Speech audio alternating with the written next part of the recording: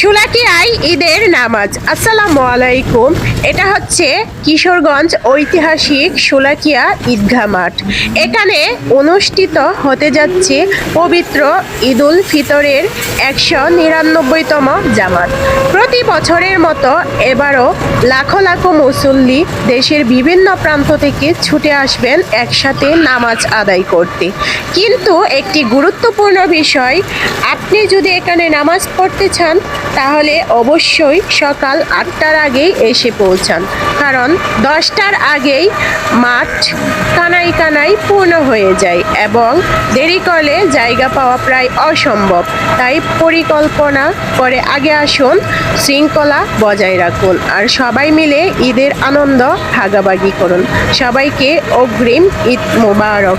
এখান দিয়ে যাচ্ছিলাম তাই ভিডিওটা আপনাদের মাঝে তুলে ধরলাম। ভিডিওটা কেমন হয়েছে অবশ্যই